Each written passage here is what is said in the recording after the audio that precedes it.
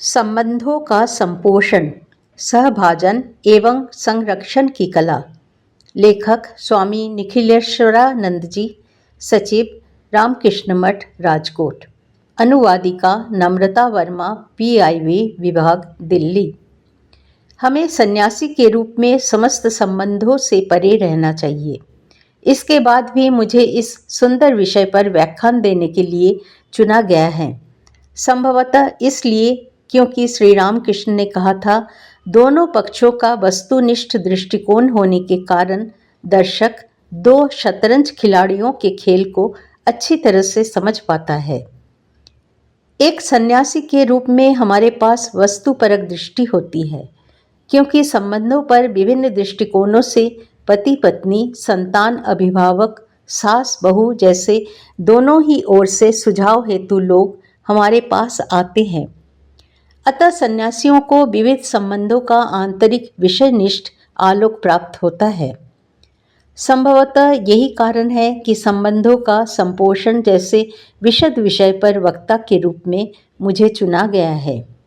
यह अवसर प्रदान करने के लिए मैं AMA का आभार व्यक्त करता हूँ। AMA के प्रबुद्ध श्रोताओं से संवाद करना सदैव आह्लादित करता है। संबंधों के अनेक प्रकार होते हैं, जैसे पति एवं पत्नी, अभिभावक एवं संतान, शिक्षक एवं छात्र, नियोक्ता एवं कामगर, प्रबंधन एवं श्रमिक संघ इत्यादि। इनमें से प्रत्येक संबंध में विस्तृत एवं पृथक व्यवहार अपेक्षित है। इस विषय पर एक ही व्याख्यान में चर्चा करना संभव नहीं है। अतः परामर्श के वर्षों के अनुभव के आधार पर मैं कुछ ऐसे सूत्र देने का प्रयास करूंगा जो सभी संबंधों के लिए समानुपयोगी होगी।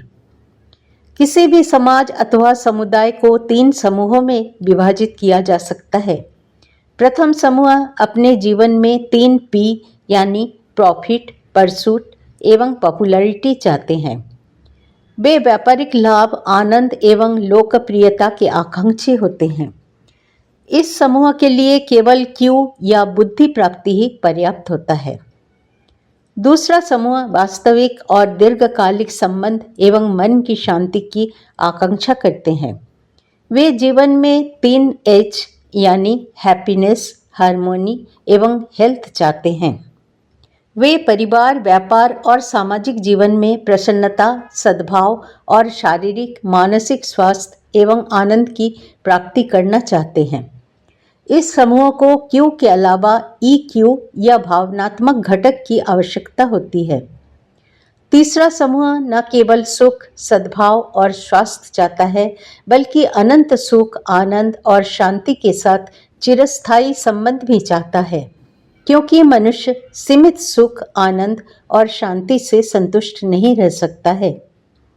इस समूह को न केवल Q और EQ की आवश्यकता होती है, बल्कि SQ या आध्यात्मिक भागफल, स्पिरिचुअल कोशेंट की भी आवश्यकता होती है। मैं तीनों समूहों को संबोधित करता हूँ और तीनों समूहों के लिए लागू होने वाला सूत्र प्रदान करूँगा। इनमें से प्रथम समूह पर अधिक बातचीत करने की आवश्यकता नहीं है। डेल कार्नेगी द्वारा लिखित how to win friends and influence people and how to manage boss जैसी पुस्तकें इस विषय पर उपलब्ध हैं, जिन्हें आपने पढ़ा भी होगा। औद्योगिक प्रतिष्ठान में आयोजित प्रशिक्षण कार्यक्रम के समय एक बार मुझसे पूछा गया कि उच्च अधिकारियों के साथ संबंधों का किस प्रकार प्रबंधन करें। प्रत्युत्तर में हास परिहास करते हुए हमने कहा, कृपया थोड़ा सा मक्खन अपने पास रखें और इसे कभी कभी बॉस को परोसें। आप जानते हैं कि मक्खन लगवाना और अपनी प्रशंसा सुनना प्रत्येक व्यक्ति को पसंद होता है। पति पत्नी अथवा अधिकारियों का स्नेहभाजन होने के लिए ऐसे कई तरीके हैं जिनका वर्णन इन पुस्तकों में किया गया है, परंतु अगर हम सच्चे संबंध निर्मित करना चाहते हैं तो हमें परिश्रम का आश्रय लेना होगा। त्याग और निस्वार्थ सेवा भाव की आवश्यकता होगी। संबंधों का पालन पोषण एक पौधे के पालन पोषण के समान है, जिसकी निम्न आवश्यकताएं हैं। पहला, मिट्टी। पौधे के दृढ़ मूल एवं विस्तार के लिए मिट्टी की स्थिति अच्छी होनी चाहिए। उसी प्रकार किसी भी संबंध को विकसित एवं पोषित करने के लिए व्यक्ति के भीतर कुछ आधारभूत अच्छाई होना चाहिए। दूसरा, संबंधों के लिए सुरक्षा वरण। पौधे के विकास एवं सुरक्षा हेतु बाड़ की आवश्यकता होती है। इसके अभाव में गाय अथवा बकरियां आकर पौधे को नष्ट कर देंगी।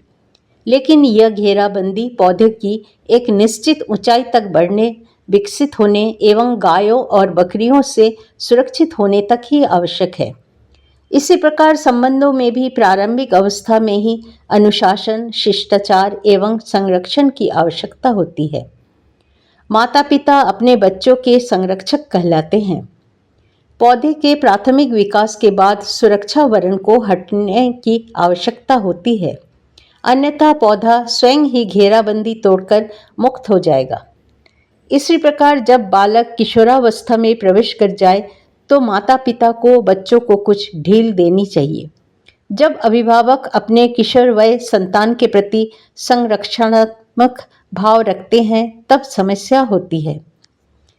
खलील जिब्रान ने कहा था, बच्चे ईश्वर का उपहार हैं। जब तक बच्चे स्वयं अपना ध्यान नहीं रखते तब तक के लिए माता पिता उनके संरक्षक हैं। एक निश्चित अवधि के उपरांत माता पिता की यह संरक्षणात्मक भूमिका बच्चे के विकास को अवरुद्ध करती है। माता पिता एवं संतान के संबंधों पर भी इसका नकारात्मक प्रभाव पड़ता है। एक बालिका ने मुझे बताया कि उसे उच्च शिक्षा के लिए बाहर जाने की अनुमति नहीं मिली। माता के अत्यधिक लगाव से बालिका को घुटन की अनुभूति हो रही थी। तीसरा, प्रकाश एवं स्वच्छ वायु। पौधे के विकास की तरह संतान के स्वास्थ्य एवं सर्वांगीण विकास के लिए भी ये दोनों तत्व अपरिहार्य है। इस पड़ाव पर संतान के कल्याण हेतु अभिभावकों को विशेष ध्यान देना चाहिए। अनुशासन सुनिश्चित करने के हेतु कुछ नियम बनाने चाहिए। इन नियमों का पालन तब तक हो जब तक संतान में स्वयं अच्छे बुरे का निर्णय करने की क्षमता उत्पन्न नहीं हो जाती। इसके बाद माता पिता एवं संतान के मध्य अनौपचारिक संबंध होना चाहिए। अन्य प्रकार के संबंधों में भी दोनों पक्षों को स्वतंत्रता के प्राणवायु की आवश्यकता होती है। संबंधों के विकसित होने के साथ साथ औपचारिकताएं कम होती जाती हैं। चौथा, उर्वरक। किसी पौधे के स्वस्थ विकास के लिए उर्वरक की आवश्यकता होती है।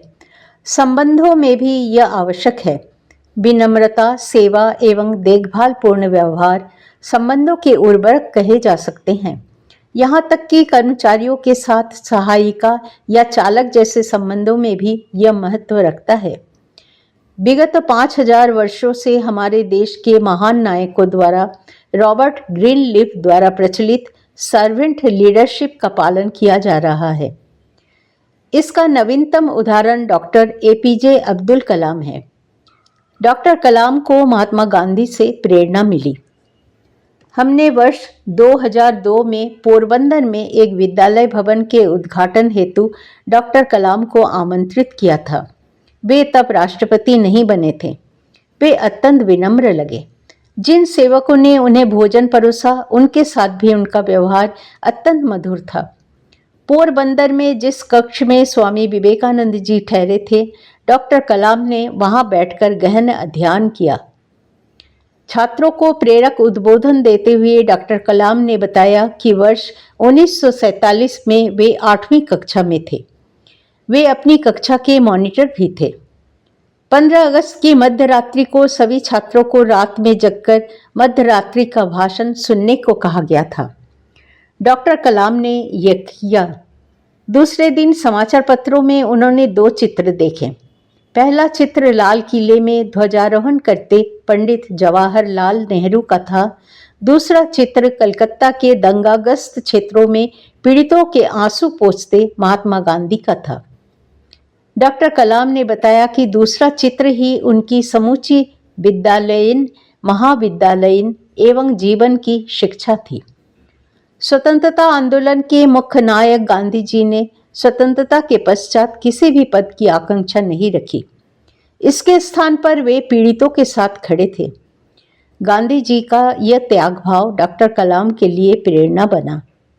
पोरबंदर यात्रा के 3 महीने बाद ही डॉक्टर कलाम भारत के राष्ट्रपति नामित हुए। व्यक्ति से बड़ा देश होता है, उनका यही संदेश था। राष्ट्रपति बनने के बाद हुई उनसे भेंट में वे अत्यंत विनम्र लगे। जब मैंने उन्हें स्वामी जी की पुस्तकें, उनके विचारों पर आधारित वीसीडी एवं काजू से भरा पैकेट भेंट किया तो उन्होंने कहा, स्वामी जी आप बहुत कुछ ले आए। मैंने कहा, मैं क्या दे सकता हूँ, मैं तो सुदामापुरी का फकीर हूँ, मैं भला सम्राट को क्या दे सकता हूँ। डॉक्टर कलाम ने मुस्कुराते हुए कहा, स्वामी जी मैं और आप एक ही सम्राट के सेवक हैं। यह विशुद्ध विनम्रता थी। यही कारण है कि वे बच्चों से लेकर बड़ों तक सब में समान रूप से लोकप्रिय थे। 5वां, खरपतवारों पर नियंत्रण।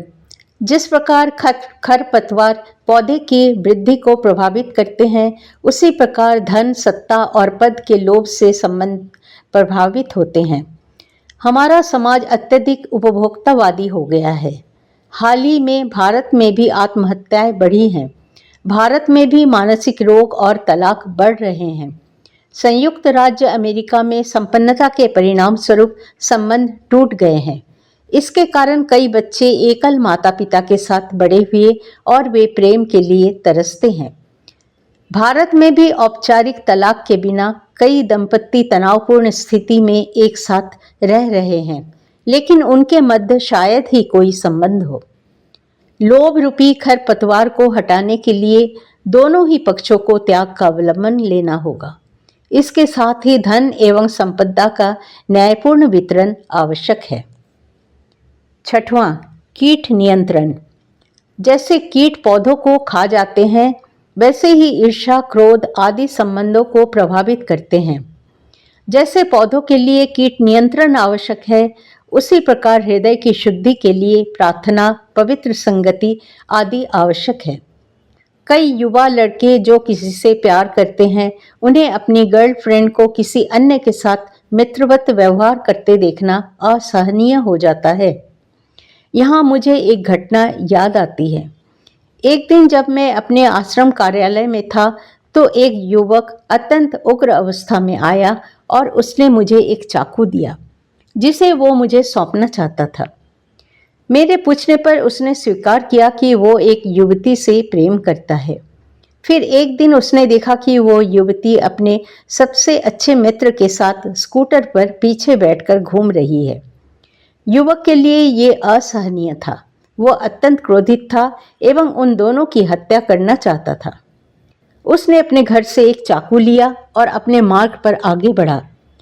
किसी आंतरिक स्वर से प्रेरित होकर वो मार्ग में आने वाले रामकृष्ण मिशन के आश्रम में आया। मंदिर पहुंचने के कुछ क्षण उपरांत ही उसे शांति की अनुभूति हुई। उसने हत्या का विचार त्याग दिया और अपने घर लौट गया। कुछ दिनों के पश्चात उसके भीतर एक बार फिर प्रतिशोध की ज्वाला उठी, किंतु राजकोट आश्रम में आकर वो पुनः शांत हो गया। चौथी बार जब वही दुराग्रह उठा तो वो मेरे पास आया। मंदिर की पवित्र ऊर्जा ने उसके मन को शांत कर दिया। यह कहकर उसने चाकू सौंप दिया। ईर्ष्या रोग रूपी कीट नियंत्रण के लिए प्रार्थना रूपी औषधि की आवश्यकता है। 7वां, जल। एक पौधे की अभिवृद्धि के लिए जिस तरह जल की सर्वाधिक आवश्यकता होती है, उसी तरह संबंधों के संपोषण के लिए भी जल की आवश्यकता है। यह प्रेम रूपी जल है। श्री दीपक चोपड़ा कहते हैं कि पालन पोषण में केवल प्रेम और प्रेम ही होता है। संबंधों में प्रेम की आवश्यकता पर स्टीफन कोवे ने अपनी पुस्तक 7 habits of highly effective people and Erich Fromm ने अपनी पुस्तक आर्ट ऑफ लव में विशेष बल दिया है। किंतु यह प्रेम जल मीठा हो, खारा नहीं। जब मैं पोरबंदर में था, मैंने पाया कि नियमित रूप से पानी देने के बावजूद पौधे नष्ट होते जा रहे हैं, क्योंकि वहां का पानी खारा था। इसलिए जैसे पौधे के विकास के लिए मीठे जल की आवश्यकता है, वैसे ही स्वस्थ संबंधों के पोषण के लिए भी निस्वार्थ प्रेम की आवश्यकता है। प्रेम दैवीय है, लेकिन जब इसमें स्वार्थ का मिश्रण हो जाता है तब यह आसक्ति या मोह में रूपायित हो जाता है, जिसके परिणाम स्वरूप संबंधों में विफलता दिखाई देती है। त्याग के बिना प्रेम विकसित नहीं होगा। सेवा और त्याग हमेशा साथ साथ चलते हैं। त्याग ही संबंधों को पुष्ट करता है एवं त्याग के अनुपात में ही प्रेम में अभिवृद्धि होती है। दीर्घकालीन संबंधों के लिए सुझाव। मैं सुदीर्घ अवधि तक चलने वाले संबंधों के लिए सूत्र रूप में कुछ सुझाव दे रहा हूं ताकि वे सरलता से स्मरण रहें। आकलन, स्वीकार एवं समायोजन। व्यक्ति को अन्य व्यक्ति का आकलन करना चाहिए, उसके सकारात्मक एवं नकारात्मक गुणों को जानना चाहिए एवं वे जैसे हैं उन्हें वैसे ही स्वीकार करना चाहिए। किसी भी संबंध में एक निश्चित आदान प्रदान होना चाहिए एवं निज प्रकृति के अनुसार समायोजन करना चाहिए। वैचारिक मामलों में धारा के साथ बढ़े एवं सिद्धांतों के मामलों में चट्टानों की तरह अडिग रहे। स्वामी तुरायानंद जी, स्वामी विवेकानंद के गुरु भाई, ने संयुक्त राज्य अमेरिका में शांति आश्रम में एक अंतेवासी को यह अमूल्य सुझाव दिया था। यह काम कर गया। यह कई मामलों में काम करता है। अधिकांशतः यह पाया गया कि संबंधों में होने वाला 90% संघर्ष वैचारिक भिन्नता के कारण होता है। केवल 10% संघर्ष सिद्धांतों के कारण होता है। इसलिए यदि आप अन्य व्यक्ति के विचारों के साथ सामंजस्य बिठाने का प्रयास करेंगे तो वे भी आपके मूल्य को समझ सकेंगे। इस प्रकार का संबंध सहजता से आगे बढ़ेगा। यह सिद्धांत सभी प्रकार के संबंधों जैसे माता पिता और बच्चों, पति पत्नी, संबंधियों, मित्रों, आश्रमों में एक समुदाय के रूप में रहने वाले शिष्यों आदि के लिए सत्य है। मैं सफलता की कई कहानियां बता सकता हूँ। एक बार एक कंपनी की एक महिला अधिकारी मेरे पास परामर्श के लिए आई। वो कुछ समय से योग और ध्यान का अभ्यास कर रही थी। अपना पूरा समय आध्यात्मिक गतिविधियों को समर्पित करने के लिए उसने अपनी नौकरी से त्यागपत्र दे दिया। उसके माता पिता पहले से ही क्रोधित थे क्योंकि वो विवाह के लिए भी तैयार नहीं थी। इसने आग में घी डालने का काम किया। परिवार में तनाव की स्थिति निर्मित हो गई और उसकी मानसिक शांति बाधित हुई। इसलिए उसने मुझसे संपर्क किया। जब मैंने उससे पूछा कि कार्यालय से त्यागपत्र देने के पूर्व वो अपनी आध्यात्मिक गतिविधियों के लिए कितना समय दे रही थी, तो उसने कहा कि 4 घंटे। लेकिन अब घर के तनावपूर्ण वातावरण में वो बिल्कुल भी समय नहीं दे पा रही थी। जब मैंने कहा कि अगर वो मेरा परामर्श माने तो वो इसे बढ़ाकर 8 घंटे कर सकती है, तो वो सहर्ष तैयार हो गई। तत्पश्चात मैंने उन्हें उक्त स्वर्ण सिद्धांत बताया। उसे परामर्श दिया कि यदि उनके माता पिता रसोई के कार्य में, बाजार जाने या टेलीविजन देखने के समय उसका साथ चाहते हैं तो उसे बिल्कुल सहयोग करना चाहिए। अपनी आध्यात्मिक गतिविधियों को आगे बढ़ाने के निर्णय के संबंध में माता पिता के विचारों के आगे नहीं झुकना चाहिए। बाद में उसने मुझे बताया कि इस सुझाव पर अमल करने के कारण माता पिता अपनी बेटी के इस व्यवहार से प्रसन्न हुए और वो भी उतनी ही प्रसन्न रही क्योंकि वो शांतिपूर्ण वातावरण में अपनी आध्यात्मिक गतिविधियों को आगे बढ़ा पा रही थी। व्यवहार। हम सभी महात्मा गांधी के 3 बंदरों से परिचित हैं जो बुरा मत देखो, बुरा मत सुनो और बुरा मत कहो का प्रतिनिधित्व करते हैं। जब रामकृष्ण मिशन के एक स्वामी जी स्विट्जरलैंड गए तो उन्हें झील के पास 3 बंदरों की विचित्र मूर्ति दिखाई दी। पहले बंदर की एक आंख खुली और दूसरी बंद थी, दूसरे का एक कान खुला और दूसरा बंद था और तीसरे का आधा मुंह खुला और आधा बंद था। इन बंदरों के महत्व पर विचार करने पर उन्हें वेदों में वर्णित संस्कृत श्लोक का स्मरण हो आया, जिसका अर्थ है अच्छी चीजें देखो, बुरी चीजें न देखो, अच्छी बातें सुनो, बुरी बातें न सुना, अच्छी बातें बोले, बुरी बात न बोले इत्यादि।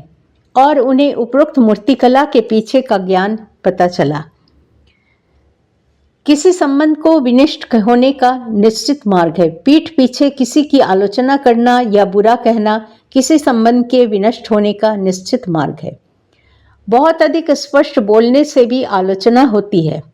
हमारे शास्त्र कहते हैं, सत्य बोलो लेकिन अप्रिय सत्य मत बोलो। यहाँ मैं एक ज्योतिषी की कहानी सुनाना चाहूँगा। एक ज्योतिषी एक व्यक्ति के पास गया। ज्योतिषी ने उसकी हस्तरेखा पढ़कर कहा कि वो अपने सारे संबंधियों की मृत्यु उसे देखनी पड़ेगी। यह सुनकर वो व्यक्ति अत्यधिक क्रोधित हो गया और शुल्क दिए बिना उसने ज्योतिषी को भगा दिया। निराश होकर ज्योतिषी अपने गुरु के पास पहुंचे और सारी घटना बताई। गुरु ने कहा कि वे दोनों एक ही आदमी के पास भेष बदल कर जाएंगे। वहां पहुंचकर गुरु ने उस व्यक्ति की हथेली देखकर कहा कि वो बहुत भाग्यशाली है, वो अपने सभी संबंधियों से अधिक उम्र तक जीवित रहेगा। इससे वो व्यक्ति प्रसन्न हुआ और ज्योतिषियों को पुरस्कृत किया। यद्यपि तथ्यात्मक रूप से दोनों ही भविष्यवाणियां एक ही जैसी थी, लेकिन कहने की मधुर शैली ने अंतर उत्पन्न किया। सभी संबंधों के लिए भी यही सत्य है। अगले अंक में समाप्य।